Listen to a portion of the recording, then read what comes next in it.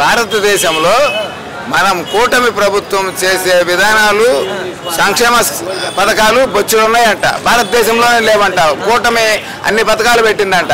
వచ్చి నిరూపించమని ఎవడన్నా ఒక పథకం ఇచ్చాడేమో. ఒక్క పథకం భారతదేశంలో కాదు, ఆంధ్రప్రదేశ్లోనే అస్సలు దుర్మార్గమైన పార్టీ అనమాట ఇది. ఒక్క హామీ ఇచ్చిన స్కీములు ఒక్కటి కూడా అమలు చేయాల.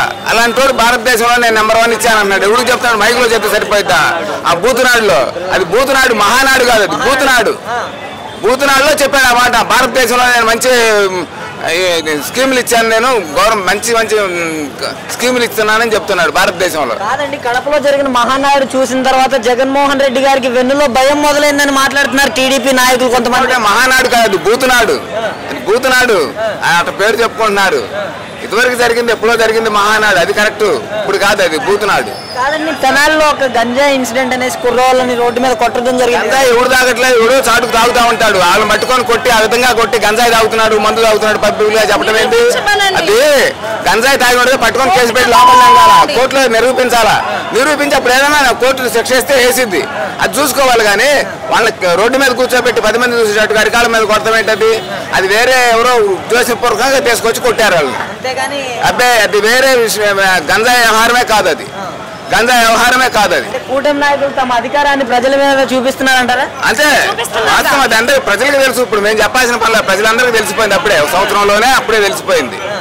వీళ్ళు ఏ రకంగా అయినా సరే పబ్లిక్ కూడా మాకు డబ్బులు లేదు, మాకు ఫీజు రియంబర్స్ రావట్లేదని కుర్రోళ్ళు అడిగితే వాళ్ళని లోపల దిగుతున్నారు.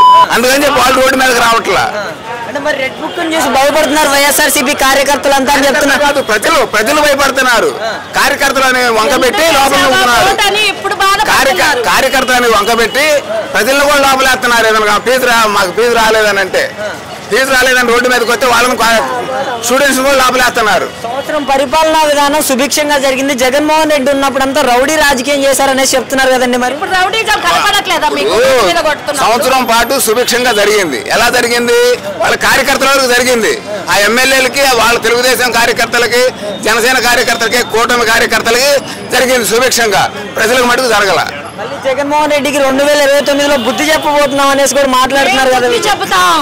బుద్ధి చెప్తారు. ఈ మెత్తటి మంచి కార్యకర్తలు, జగన్మోహన్ రెడ్డికి అభిమానులందరూ మంచి కార్యకర్తలు, మంచి మనసున్న కార్యకర్తలు.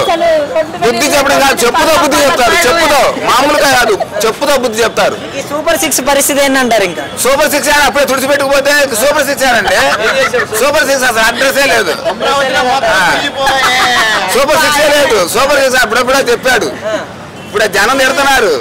మరి ఈ రెడ్ బుక్ రాజ్యాంగం లేకపోతే జనమే తంటారు. ఇప్పుడు అన్నీ రోడ్డు మీదకి వస్తే అంటారు, జనం అంటారు. ఆ రెడ్ బుక్ రాజ్యాంగం పెట్టిందే దానికోసం.